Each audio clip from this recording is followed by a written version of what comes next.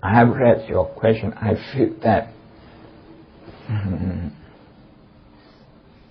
we need to discuss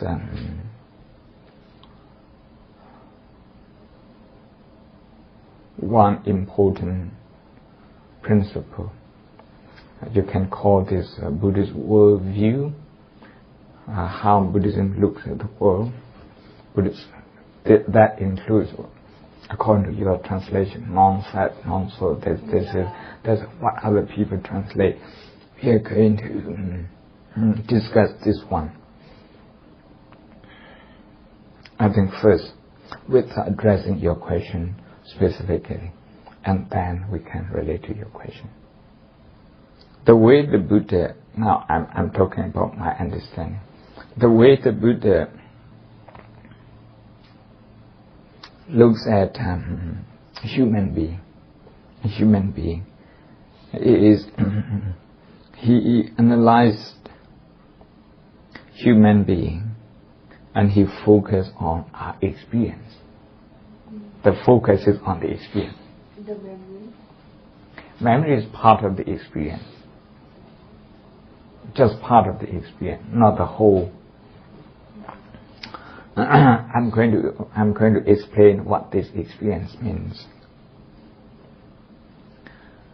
In other words, he is not very interested in identity, but he is more interested in the process of experience. When you hear this, according to Buddhist philosophy, when you hear that understanding, you know, this is a sound. In that sound can be analyzed into 5 components. Now you see my hand and the pen, the whiteboard, your eyes, and these are the objects for your eyes. They come together, and you make something out of this. Oh, it's a whiteboard, it's a pen. In that process, there is 5 components. 5 components of that experience. And this is how I understand it to be 5, what the translator usually call 5 aggregate. You have heard of this one. Do you read Burmese at all by any chance? Do you read Burmese? You tell, okay, it's okay.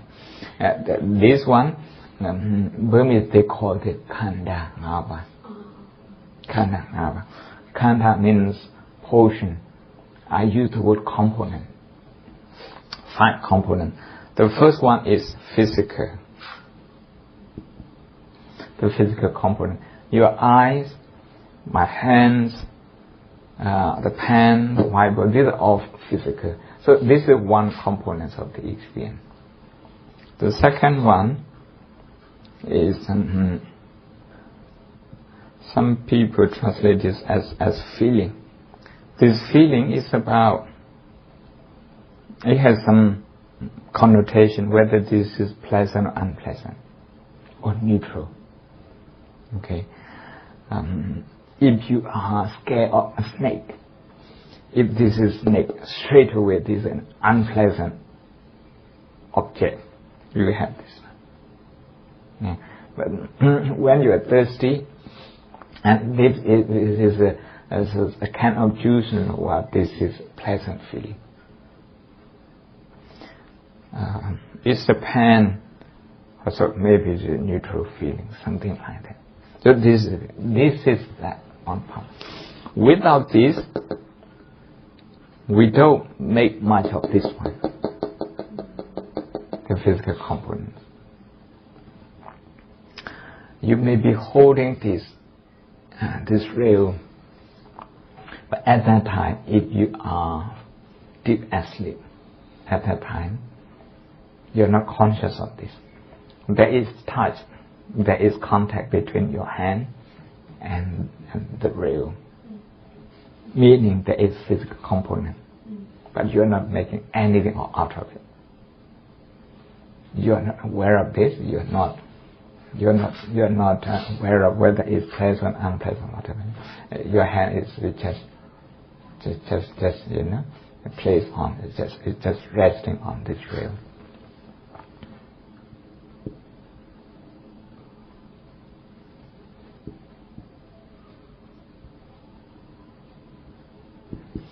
Memory or perception. Memory. How do you know this is a whiteboard? Because you have seen one. You have stored that in. How do you know this is a pen? How do you know that I'm speaking? How do you know that I'm talking about Buddhism? All this because of the information that you receive from me now. This is in the short-term memory. You are matching this with your long-term memory, something that you have learned in the past. And this is part of the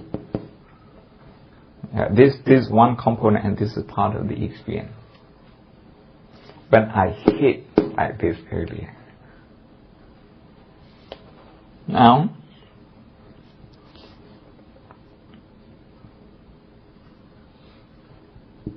thought, emotion,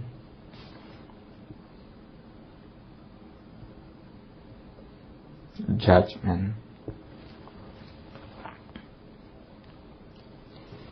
You might start thinking about what Pomo is going to do. He's hitting me. You like it, you don't like it, or maybe you're a little bit confused, or maybe you're just waiting to see. Sometimes it's obvious, sometimes not obvious. Emotion, judgment. You may already have your judgment. Your judgment in terms of good and bad, in terms of like and dislike. Sometimes I call number 4 as dynamic component. In Burmese, if you hear monks speaking, they use Pali what is called Tinkara.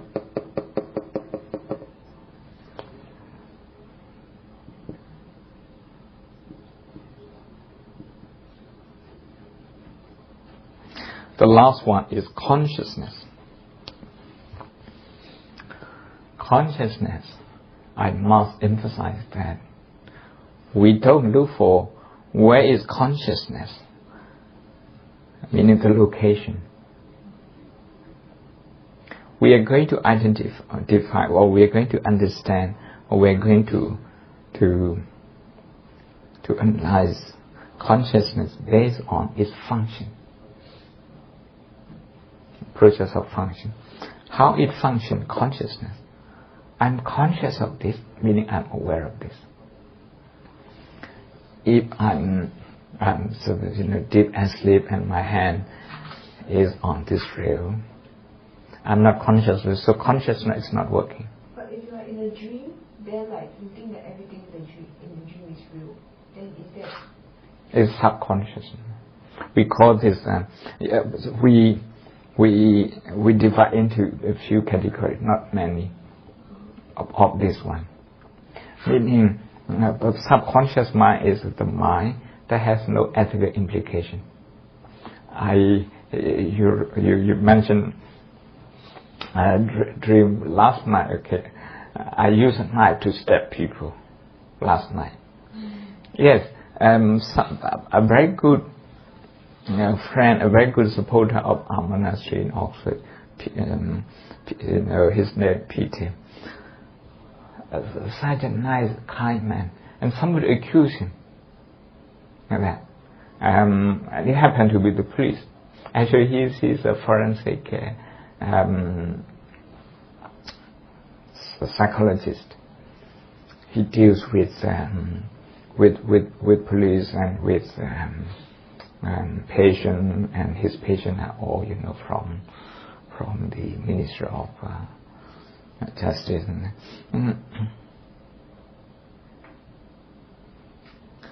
I couldn't take it that people accusing like because he's such a, in my perception, this is a very ethical man, very pure man. And I used a kitchen knife to stab the police. Last night, not once but twice, but I ran away and the police was still following me. I stabbed the police again. But that's wrong perception, right? That means no. Well, you can say right or wrong, but what I'm trying to say is that there is anything that commits in a dream has no ethical effect. Okay, I didn't commit any crime. Sometimes, I might have built big pagoda, I might have done a lot of meditation in my dream. Sometimes, explaining the Buddha's teaching to people in my dream. I don't actually accumulate any meritorious deeds in that. Meaning, the subconscious mind is weak, that we consider it to be only the effect. We call it resultant mind. Resultant mind. Meaning, during daytime yesterday, I might have had one or two frustrating moments, and that might have led to me, dreaming like that. But that effect doesn't continue on because No. It's simply an effect, or demonstration of an effect, manifestation of something. But psychologically, even though ethically it's not important, psychologically it's important. That indicates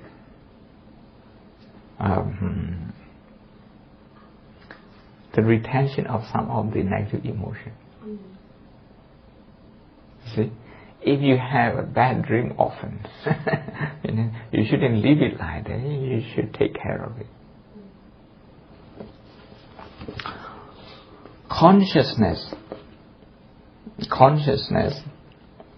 arises. Consciousness, it comes and goes.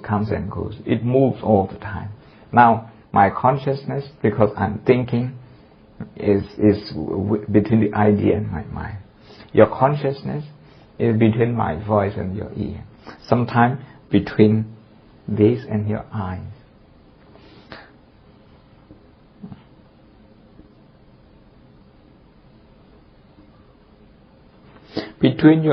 When your eye and visual object, when they are in contact, consciousness arises. We call this consciousness based on consciousness that has eye-based consciousness. Now, we switch off light, you can't see this, but I still keep talking. Now you can hear my voice. The contact is between your ears and my voice, and you're aware of something.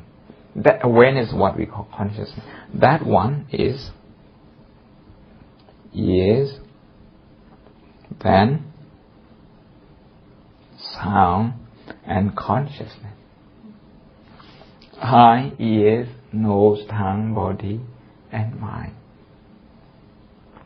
So this is the consciousness that we understand. It's a dynamic process that is working at this. But like the 5 aggregates are needed to have an illusion of the self, right? So the self is actually like a composite of the 5 aggregates. In India those days, there are 2 ways of during the Buddha's time there are 2, shall we say, is it enough to say 2 schools of thought. who believe in soul or in self. One of them, the first one is they identify this to be soul, to be self. Then the question is, what happens if this body dies and perishes? Where is the soul? That is why in Hinduism you come up with a theory that now this is like a cloth.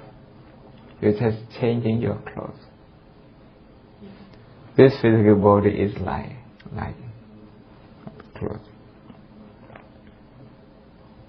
But there is another school of thought that believes that soul or self is outside of these five aggregates, that exists separately of this. Yeah. This is in the ancient Indian religious thought. It exists separately of this. One identifying with these five, the other believe that soul or self exists separately of this. Sometimes they call that one universal soul. In Hinduism they use this word, universal soul. In Judaism, in Christianity, in Islam, soul is the belief in soul is quite similar to that. What the Buddha is saying is that there is nothing apart from this, and there is nothing outside this. There is nothing separate from this. So the self is this but not this. Like there's no self apart from these five aggregates. But the self is also not these five aggregates. Now I want to define the word self that you use, because otherwise we are not going to be at the same length, the same wave of length. You might have read something and you might have got some idea, from those books, what self is like. I'm just going to present my understanding to you. So before we go to that, I'd like to summarize this one. In any experience, maybe you have your lunch, you put food into your mouth, you start biting, you get some taste. That moment, that experience has these five components, five aspects. The food, your tongue, the taste, pleasant, unpleasant. Are you cooking already? I say, or you just rely on mom's cooking? Oh. I can't cook. Oh. It's very bad. So, a feeling, this is nice. This, when you eat something now, you're going to, this is this food, this is that food, because you have had this food before. Your memory. If you haven't had that, your memory tells you that this is new. I have never had this food. This is good. This is not good. All those things, all those emotions. And you start eating the same food, you get bored. Boredom, emotion.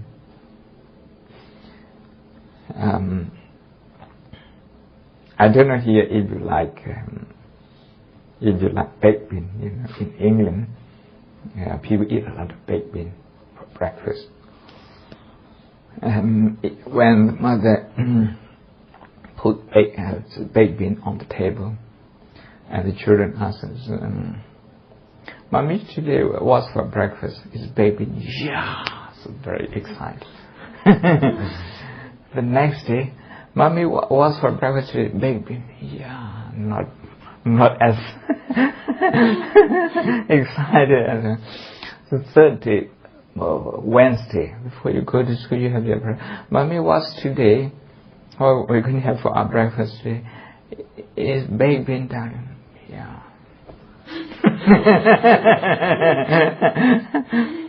Thursday, the 4th day.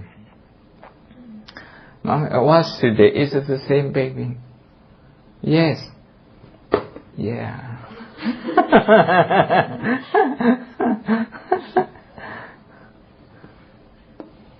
Emotion, judgment. Actually, this one, consciousness, comes at an early stage. Before this. After this, this one. But this one is just a mere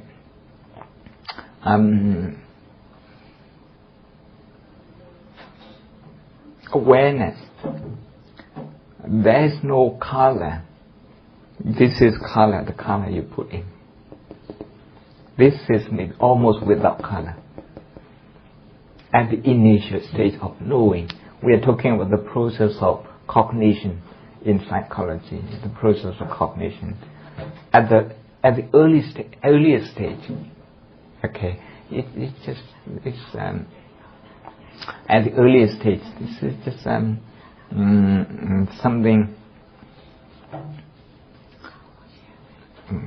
maybe something, but you are not quite sure what is it yet. So conscious. As the cognition becomes clearer, we are concentrating in number 2, number 3, number 4. What I'm trying to say is that these 5 components, they form our experience. And a dynamic process, not static. People are looking for what is so, and they like to present something as static. This is where Buddhism and others, in a way, we differ.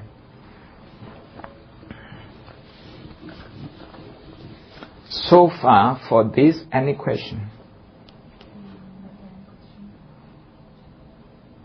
So, self is more of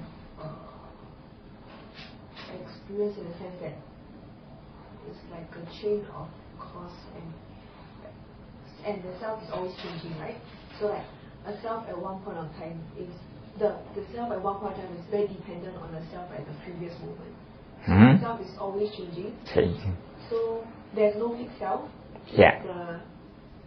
If you understand this way, self is allowed.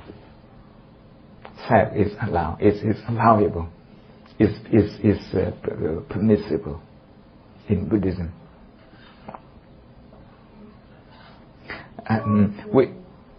We come to the idea of self now, okay? And why the Buddha, how do we reconcile the idea of karma?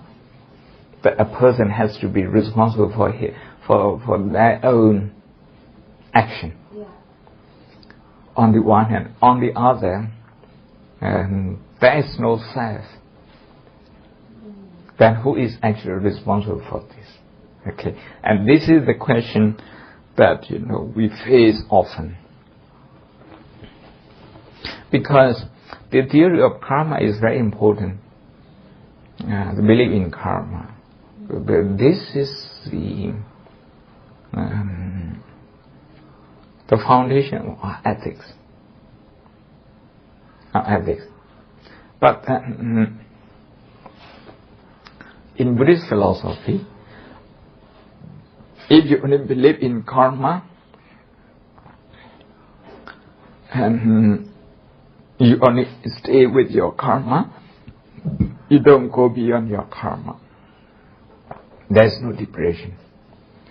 Enlightenment or liberation is about reaching above karma, meaning the karma, the karmic impact no longer applies to you. But like if there's no self or no fix, like we don't have a fix, then there's no one that's responsible.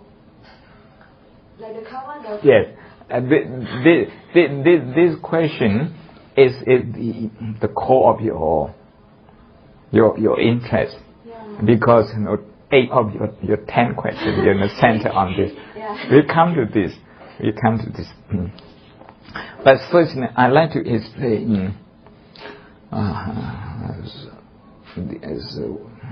one important Buddhist philosophy. This is what we call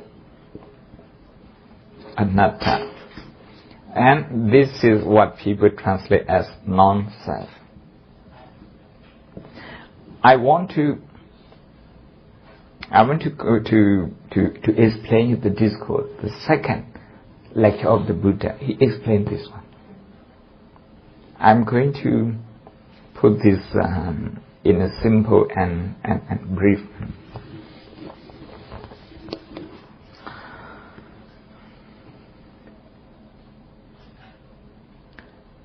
One of the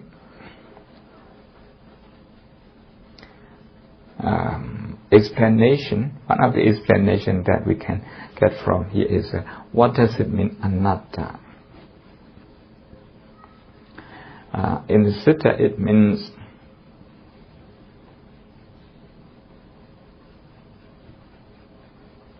you cannot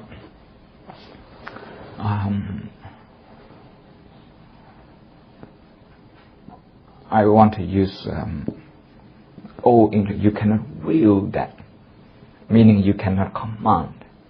Okay, you cannot will, you cannot command, you cannot govern. You cannot change its nature.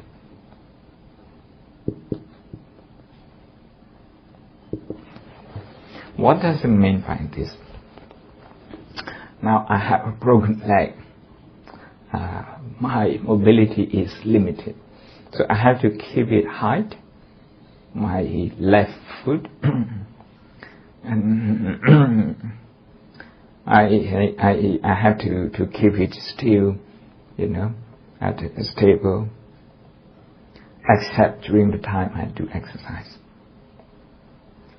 When I do this from time to time, okay, I feel some tension in my muscle, some strain. That tension, that strain, is the nature of, in the ancient times they use the word, the wind element. The wind element. This is about the circulation. This is the nature of the circulation. It's my foot, but I can't dictate it, okay? Don't be like this. You have to be like this. Now you have been sitting here for about 20 minutes, 25 minutes. You can't tell your body, okay, don't be in pain. Don't be in pain. You can't dictate your body. Your body is going to behave the way it does according to its nature. According to its nature. This is one definition of anatta in that sutta, in the Buddha's second lecture.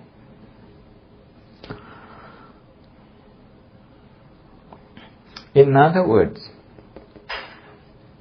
we cannot prevent the body from suffering. We can do something to relieve it, but the nature of suffering, the nature of dukkha is there. So we have to eat every 6-7 hours, and the body has to process the food, and then we have to eat again, and this is the nature. So the second one is that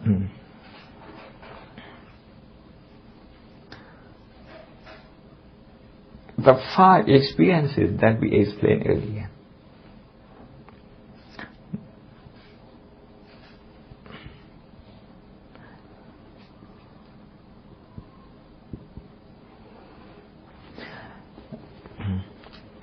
Sometimes you have very pleasant experience out of that.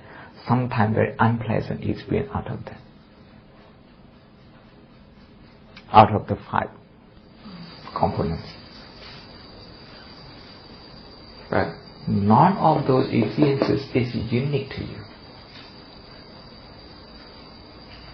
It is so unique, your sister wouldn't be able to understand you when you tell.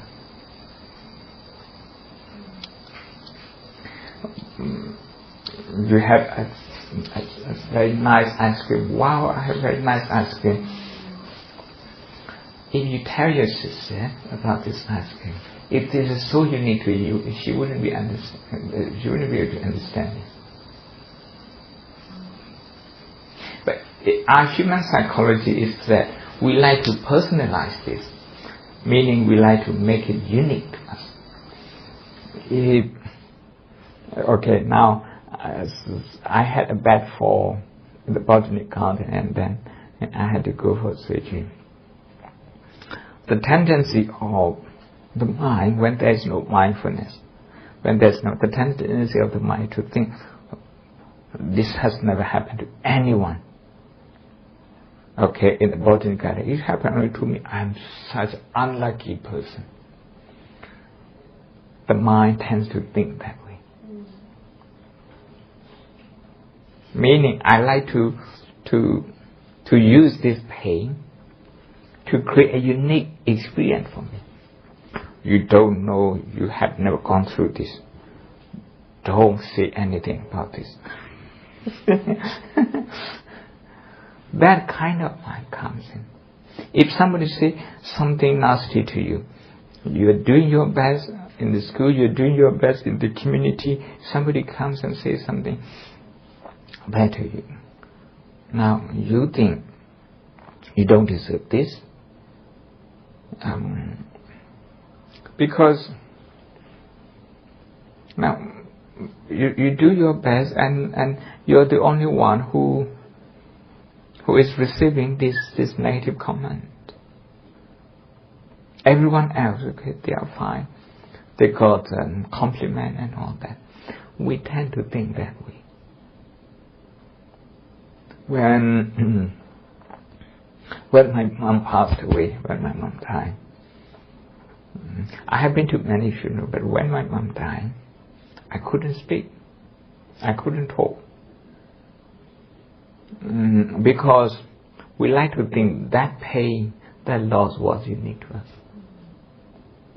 Just before my mom, there was a funeral, and after my mom's cremation, there was also a funeral. I couldn't connect to that pain. To me, only my pain, and my pain is very unique. We like to think that way. What the Buddha is saying, that if you are going to think like that, you are increasing your pain. Just look at other people, and look, they are also in pain.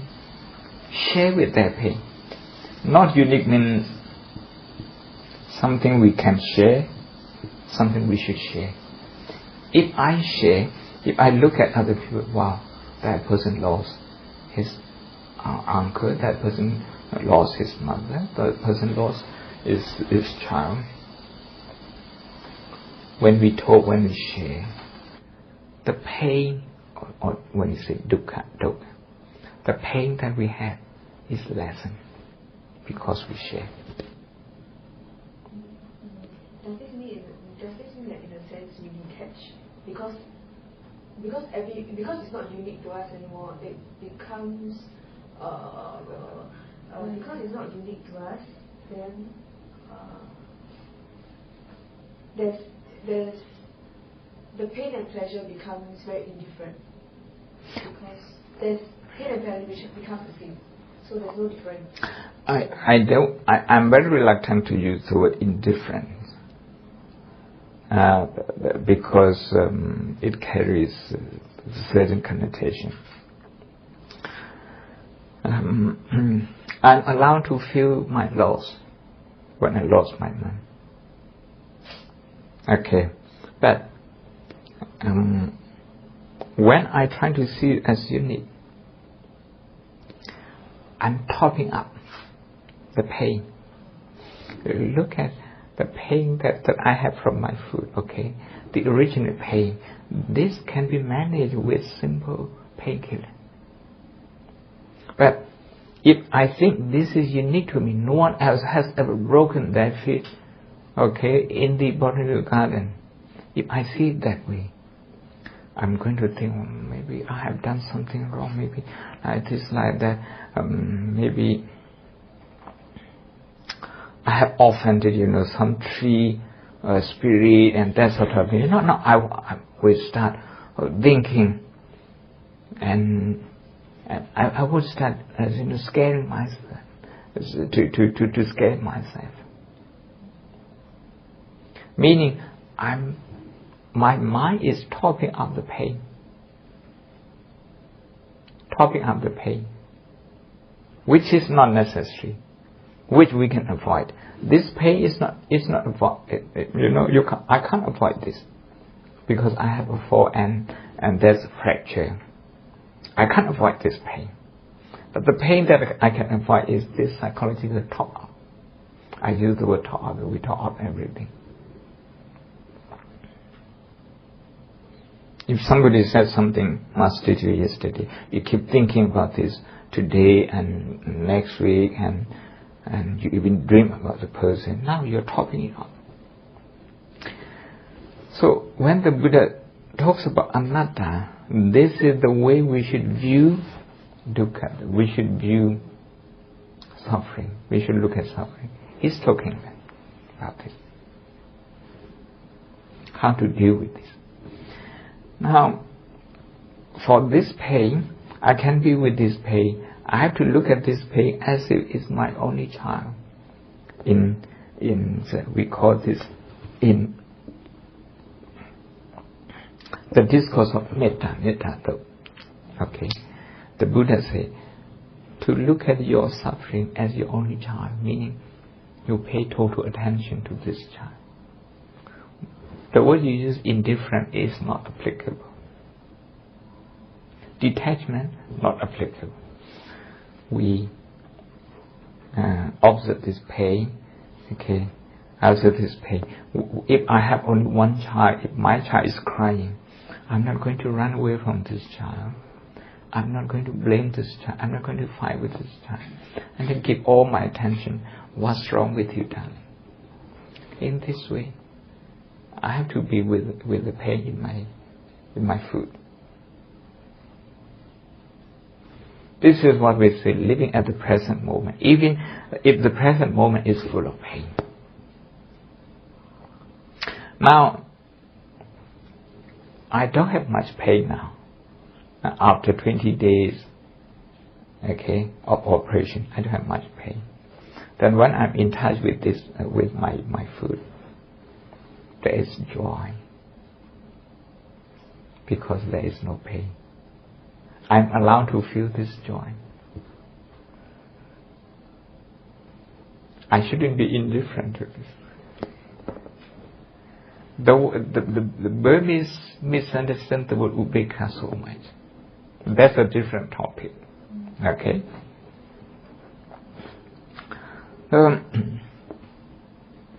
Now, I'd like to go into this a little bit more detail.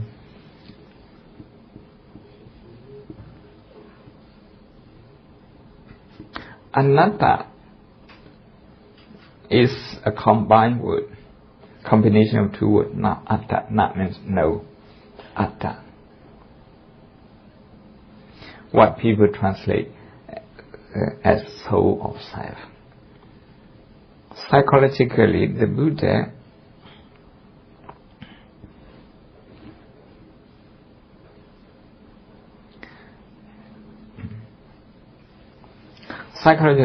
talks about this. He breaks down this atta psychologically into three.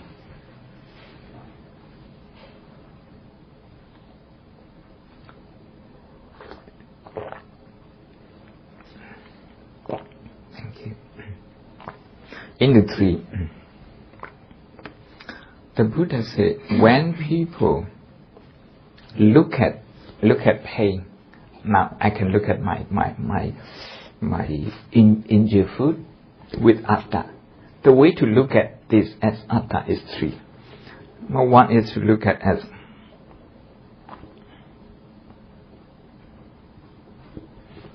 this as mine. This is mine. Meaning this pain is mine and mine alone. Meaning I personalize this. You, Lord, have never experienced this. I'm the only one with this experience. Listen to me. That's the sort of thing. So, I want to feel unique with this.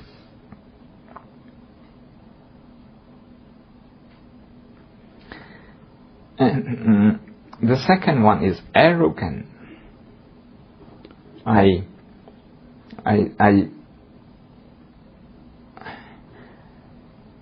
use my experience of pain, or maybe my experience of joy, my experience of pleasure, to become arrogant. You don't understand. I have gone through to have the experience. This is me. If you don't agree with me, now I feel offended. You can see how the mind is vulnerable. If you agree with me, I'm very elated, I'm over the moon. Look how emotionally how I am being shaken. This is called, sometimes we call this in I'm going to write it in Burmese, we call this mana.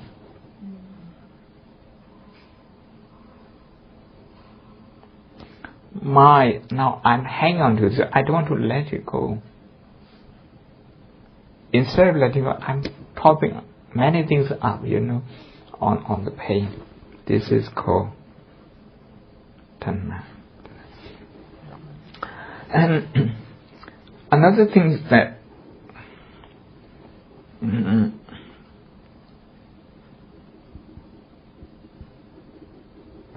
I'm going to construct my identity out of this broken leg.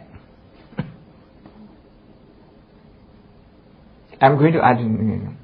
This means this broken leg, this experience will stay with me forever. I'm going to look at the world out of this. And you should look at me out of this as well. Okay? You should look at me as somebody who is very strong because I have broken my leg. And I want this identity to last forever. To last forever. You see, in psychology, these three things, they correlate, they match with narcissism. Self-love. Okay? Pride. The desire to live forever. Narcissism. And this one, the Buddha called ditthi. Wrong view. Tanha, mana, ditthi. So the Buddha analyzed atta, self, into these three. Psychologically. In his second lecture. Now how you're going to translate anatta? The word, when people translate sin as non-self, it doesn't cover this. People translate as non-soul, it doesn't cover this. So I have problem with those translations. Anatta is about psychological transformation from atta to anatta. Wherever we look at the world with this view, this is the view, world view, we increase the dukkha, we increase problem, our pain. But whenever we transform this atta into the view of anatta, then we lessen our pain.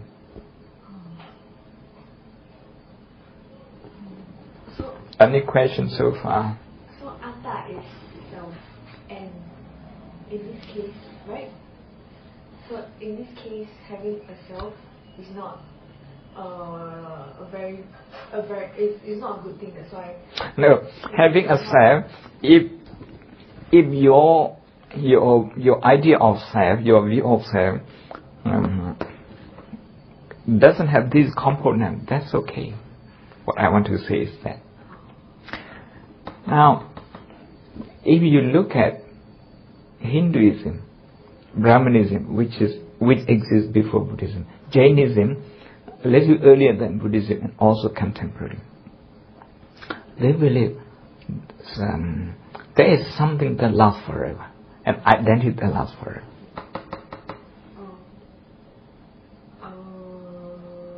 So in Buddhism, the self can be something that is not the three of this.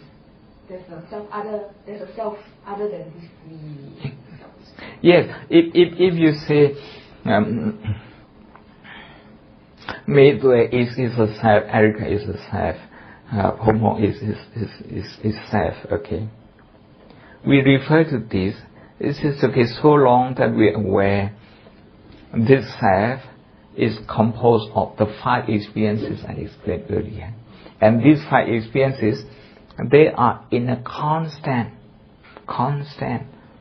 change, constant flux. Then that's okay.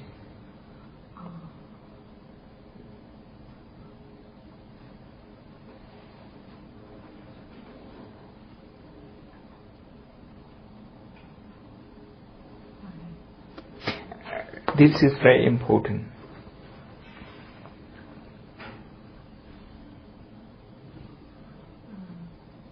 So there is a self. You can have. So it's wrong to say there's no self in Buddhism. No, we can say there's no permanent self. Oh, okay. There's no permanent self. So, okay.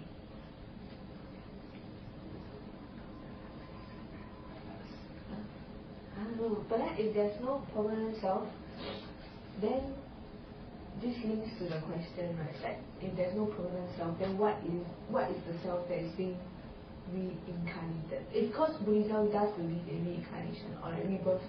But then if there's no permanent self, then which self or like what is being reincarnated? And if there's nothing that's being reincarnated, then what's the point of karma? Because we are not going to be affected anyway after we die. Like, we're not going to be reborn into a different person, right? Because we don't have a soul. Then, like, what is I think your question is very profound, but in some way, it's also because we look at the question in a very in a fixed way, because we think so there is a soul, and is a soul that fixed permanent soul that is reborn. Yeah. In biology, that we understand in biology, in science, okay, our cell, our molecule, they don't stay the same. They change all the time. One of your question is, okay, our young self and what we are now, are they the same? So you can ask that. You can ask yourself when you were 5 years old and yourself now, your molecule now, are they the same? Forget about 5 years old.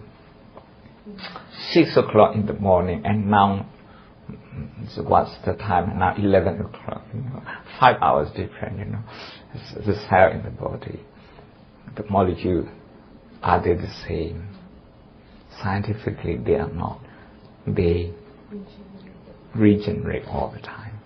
But like, can we say that it's the same but different at the same time? Because you're still in the same stream of consciousness, right? We're still living the same life. But then just that, like, the cells have been regenerated. So we are not the same, but we're the same. Exactly. That's in the King of Melinda question. You have come across this. Maybe you have not. Yeah, it's neither the same nor different. The answer is. If you plant, if you have a plant and this plant comes from that plant, or come from the seed from that plant, yes, that sort of thing. So, kind of like the first mango, when we talk about the guy stealing the mango, right? And like the mango that he stole is not the same as the mango that's planted. So the mango from the tree is not the same as the same mango, right? So like the physical existence of the mango that's planted is no more, but it lives through its effects, which is the mango that's grown. Yeah. So that's rebirth. Yes, and the word that we use to describe this process. We look at our body as a process. Erika is 5 years old, and how old are you now? 13, you know. As 5 years old and 13, how do you feel? Are you the same? You see?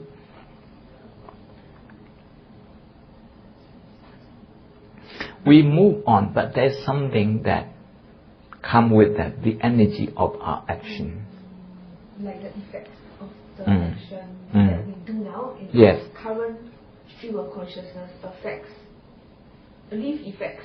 So after for example, after we pass away, then we have no more existence really. We have no soul, so there's no more existence. But like, what lives on and what is rebirth, what's reborn is that the effects, the effects that are caused by our actions now is as a cause and effect, it continues on into other people's lives or other ways. So that is reincarnation. Reincarnation. But not the misconception of the soul being reincarnated. So it's more of like a whole causal chain.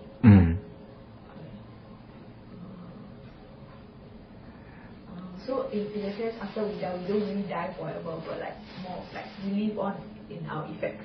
Yes, you know, in the law of cause and effect, Bodhisattva, the dependent origination. If we are going to sum up in one word, as long as you want to live, you're going to be reborn. Meaning, you know, the desire to live is the engine. If you want ice cream, you're going to be thinking about ice cream all the time. That desire is the engine. You're going to find ice cream somewhere.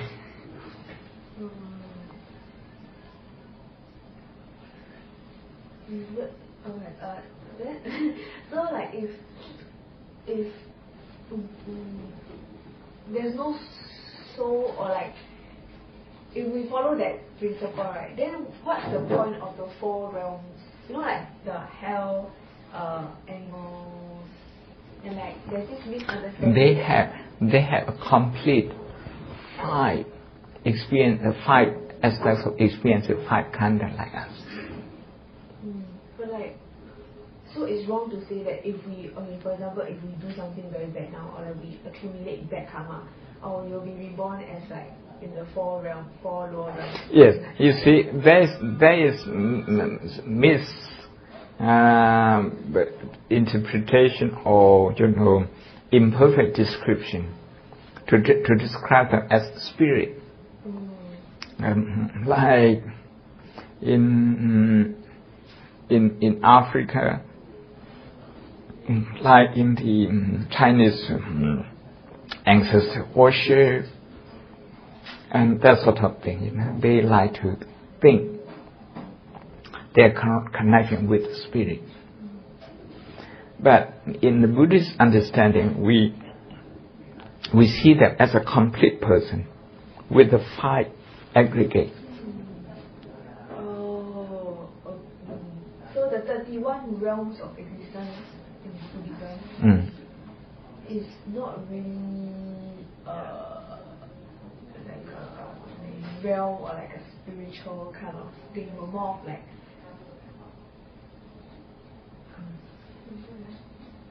so like for example the 4 lower realms, there's hell, right? Hell is not really like a physical place, but what a person can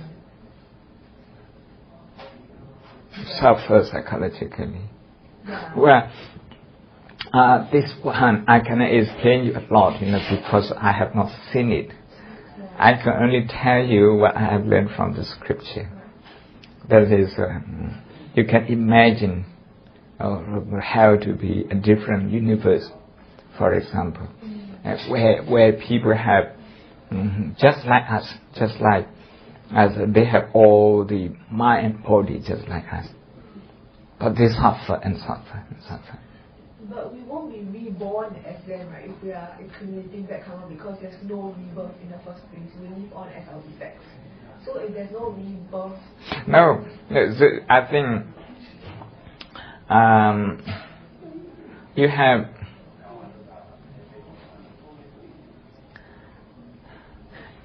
a fixed perception of yourself.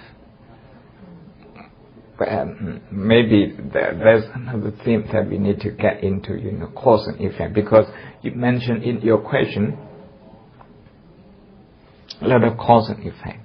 But the way cause and effect, the law of cause and effect works, we can look at that. We can look at that. Now the way I get this body. This is the law of cause and effect. Cause and effect. And in the law of cause and effect, the most important thing is the intention. If the intention is ethical, pure, wholesome, then the effect will be good. Cetana, intention, volition.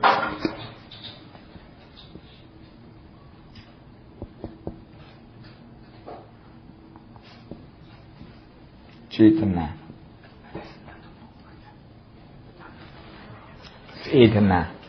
You see? Cetana. That is why we talk about cetana, volition, intention being at the heart of Buddhist ethics. Your intention. But cause and effect is a big thing, is a big thing to. But I think the way you put that is that you have a certain interpretation of your own. So I want to ask you to kind of revisit, your analysis of cause and effect. I understand it as like this whole chain, of cause and effect. That everybody's cause and effect is like it intersect each other. For example, like my cause and effect. Like if I do something, it doesn't only affect me, but it affects people around me. So it's like the whole cause and effect. True. So even after we pass on, right, the causes, the effects of our own actions in our lifetime continue to affect other people, and the causes become effects, and the effects become causes for another effect. It goes on. Exactly. Yeah. And what the Buddha is saying when he talks about anatta is he talks about how to stop this cause and effect. How to stop this process of cause and effect. But like also if it is a whole chain of cause and effects, and then we have then there won't be. Then how does just now the realms, the 31 realms question, how does it come into play? Like, it's not really like, because we are not reborn as them, right? Then what is their... Why we are not reborn? Why you say we are not reborn? Oh, like not reborn as a like for example, I die in this life, next life I reborn as another human. It's not like that because we don't have a soul, right? So what is their cause? What is their... No. I think you mix Buddhist understanding with non-Buddhist understanding. You see? The non-Buddhist understanding, this is the Hindu understanding is that, you are reborn, that your soul transmigrate. Yeah. The word. So you get around that one. Because, you accept Buddhist cause and effect, but you also bring in the non-Buddhist understanding of soul. How does the 31 realms of existence come into play if it's only the Buddhist understanding, from the Buddhist perspective? I should put it this way. many of the realms, okay, and they're not unique to Buddhism. Okay, in India, this kind of pan-Indian understanding, like the Brahma world, the divine world, that kind of thing, and also the four realms, the four unfortunate realms. These things, they are there in the pre-Buddhist understanding. In the pre-Buddhist understanding, they are there. But the Buddha, the pre-Buddhist Buddhism is full of meditators with higher achievement with elevated consciousness, who can see many things like that. So some of those terms, some of those understanding of cosmology and that case, Buddhism inherits. What is, if you allow me to use the word unique, what is unique to Buddhism is the Four Truths, looking at things through the Four Noble Truths, Four Noble Truths, and using the Eightfold Path, the middle path, as the way to stop suffering. This is what unique to Buddhism. So there's no difference in the way Buddhists see the 31 realms from other religions? Other religions, they in India, I was in India, Indian religion, many of them, they share this belief. To me, I'm not quite bothered with the cosmological side. For one thing, because I can't verify. But another thing, I just have so much to live here. I just have so much to live.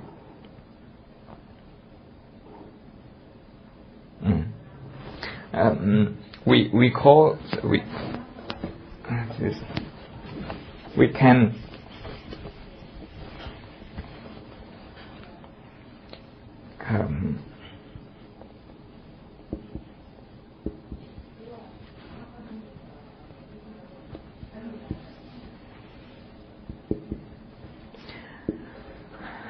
we can categorize our question into two. What is empirical? This is practical. The other is metaphysical. This is beyond eye, ears, nose, tongue, and our thought here.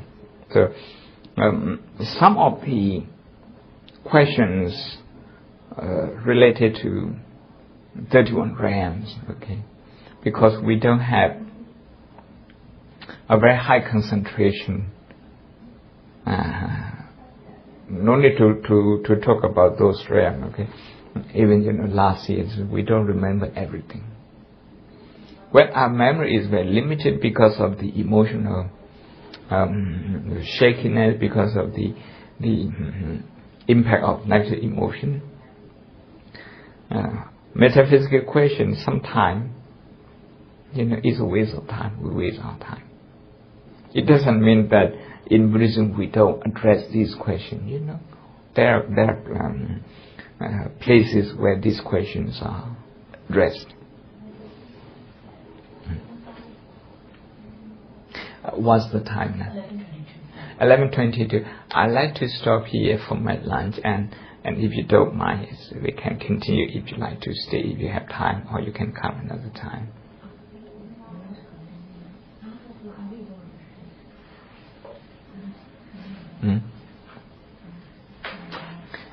Erica, which one is your question? Okay. Now, actually, we have not gone through one by one. We can revisit the question one by one, just to see, if we have covered them. If you can take them also.